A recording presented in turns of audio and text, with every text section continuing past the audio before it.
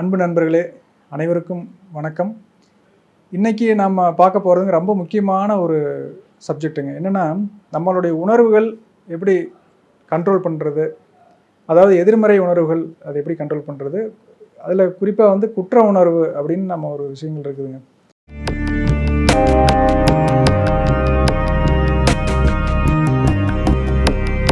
அதாவது ஒரு தவறு செஞ்சுருவோம், அதுக்கு வந்து குற்ற உணர்ச்சி. இப்போ ஒரு விபத்து நடத்திடுறேன்னு வச்சுங்களேன், ஒரு காரில் போகிறீங்க, டூ வீலரில் போகிறீங்க, யார் மேலேயோ இடிச்சிருது, அவங்களுக்கு ஏதோ ஒரு பெரிய ஒரு விபத்து நடந்துருச்சு அப்படின்னா அதை நினச்சி ரொம்ப குற்ற உணர்ச்சியாக ஃபீல் பண்ணுறது.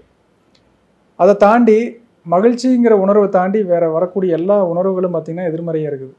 பொறாமை, கோபம், வருத்தம், இது எல்லாமே ஒரு நம்மளுடைய டோட்டல் எனர்ஜி வந்து வெளியில் எடுத்துகிட்டு போகிற மாதிரி இருக்குது. சரி, இதையெல்லாம் வந்து கண்ட்ரோல் பண்ணிட்டோம்னா ஒரு சக்ஸஸ்ஃபுல்லாக இருக்கிறங்கிறது நமக்கு புரிஞ்சுக்கலாமா இல்லையா? ஒரு வாழ்க்கையில் வெற்றிங்கிறது எதுன்னு யோசிச்சு பாருங்களேன். ஒரு பெரிய கோடீஸ்வரன் ஆகிறதா, இல்லை பெரிய பங்களா வீடு கட்டுறதா, இல்லை கார் வாங்குறதா, இல்லை எதாக இருந்தாலும் யோசிச்சு பாருங்கள். ஒருத்தனுடைய மனநிலை, இன்றைக்கி நம்மளுடைய மனநிலை காலையிலேருந்து சாயங்காலம் வரைக்கும் எப்படி இருந்துச்சு? ஸ்டேபிளாக இருந்துச்சா, இல்லை ரொம்ப ஒரு சோகமாக வருத்தமாக இருந்துச்சா, இல்லை ரொம்ப ஹாப்பியாக நல்லா இருந்துச்சா?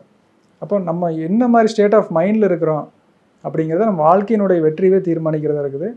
இன்னும் வந்து மெய்ஞான ரீதியாக நம்ம அதை பார்த்தோம்னா அது எல்லாமே ஒரு விதையாக இருக்குதுங்கிறாங்க. நீ என்ன மனநிலையோடு இன்றைக்கி இருந்துகிட்ருக்கிற, நம்ம லாக்கர் ஒன்று இருக்குது, அதில் கொண்டு போய் நம்ம தங்கம்லாம் வைக்கிறோம் இல்லைங்களா? அது மாதிரி நமக்குள்ளே ஒரு லாக்கர் இருக்குது, அதில் எதை நம்ம ஸ்டோரேஜ் பண்ணுறோம். நல்ல ஒரு மகிழ்ச்சியான மனநிலை சூழ்நிலைகளே நமக்குள்ளே தருணங்களையும் நமக்குள்ளே ஸ்டோரேஜ் பண்ணோம்னா அது அது வந்து ஒரு மரங்களாக வளர ஆரம்பிக்கிற மாதிரி. வினை விதைத்தவன் வினையை இருப்பான், திணை விதைத்தவன் திணையை இருப்பான்னு சொல்கிறாங்க இல்லைங்களா? அந்த மாதிரி நமக்குள்ளே வினையவே விதைச்சிட்டு இருக்கிறேன்னு வச்சுங்களேன், அவன் கெட்டு போயிடணும், அவன் நல்லா இருக்கக்கூடாது, நாசமாக போயிடணும் அப்படின்னு சொல்லி நம்ம அடுத்தவங்களுக்கு நம்ம சாபம் விடுறதான் நினைக்கிறோம். இது என்னென்னா, முதல் வந்து எங்கேருந்து வருதோ அவங்களுக்கு தான் அது நடக்கும். இப்போ நம்ம எண்ணத்துக்குள்ளே இருக்குது, நம்ம வாயில் வருது அந்த வார்த்தை. அப்போ எண்ணம் வந்து சுத்தமாக இல்லை, அது சுத்தமில்லாத வார்த்தையாக வருது, செயலும் சுத்தம் இல்லாமல் போகுது. அப்போ நல்ல எண்ணம், நல்ல சொல், நல்ல செயல், அப்போ என்ன ஆகும்? நல்ல பலன் நமக்கு கிடைக்கும். சரி, இப்போ வந்து நம்ம குற்ற உணர்ச்சி நம்ம எப்படி நம்ம கிளியர் பண்ணுறது? ஒரு தவறு நடந்து போச்சு, அதுக்கு என்னங்க ரொம்ப வந்து மன்னிப்பு நம்ம கேட்குறோமா? ஃபஸ்ட்டு யோசிச்சு பாருங்கள். நாமளே மன்னிக்கிறதுங்கிறது ஒரு ஒரு விஷயம் இருக்குது.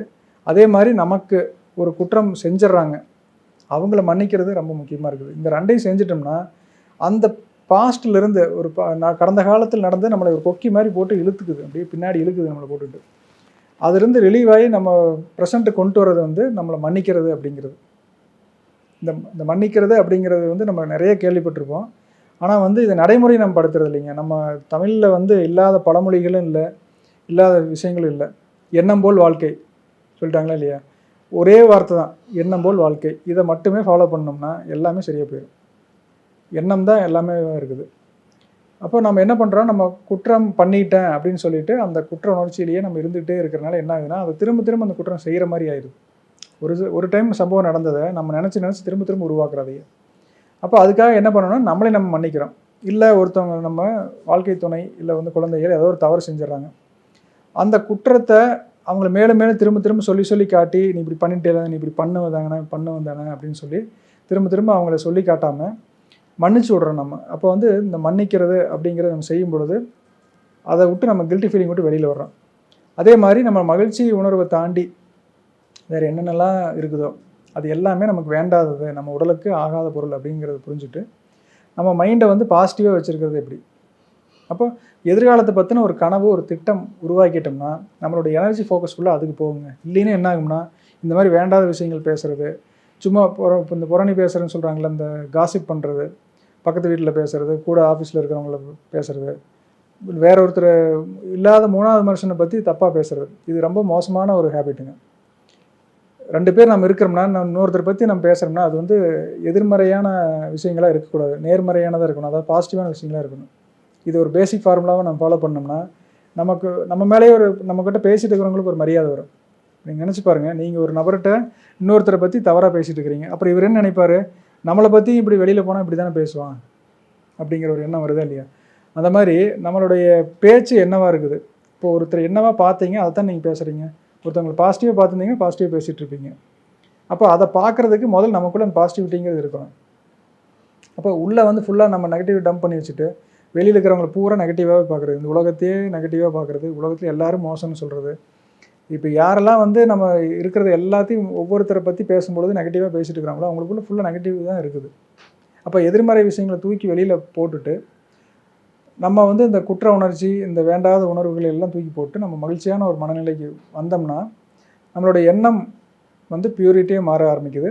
அதுக்கு தகுந்த மாதிரி பேச்சு வர ஆரம்பிக்குது. நம்மளுடைய இந்த 2 ஆள் தாங்க, 3 ஆள் இருக்கிறாங்க மொத்தமாக, எண்ணம் சொல் செயல் அப்படிங்கிறது. இந்த 2 ஆள் கரெக்ட் ஆகிட்டாங்க அப்படின்னா 3ஆவது ஆள் கரெக்டாக நார்மலாக வந்துடும்.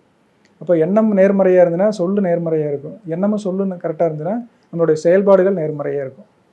அப்போ எண்ணம் போல் வாழ்க்கை அப்படிங்கிறத மட்டும் ஞாபகம் வச்சுக்கோங்க. அந்த எண்ணம் வந்து தூய்மையாக இருக்கணும், நெகட்டிவான விஷயங்கள் பேச வேண்டாம். அதே மாதிரி ஒரு தவறுகள் செய்கிறது இயல்பு தான்.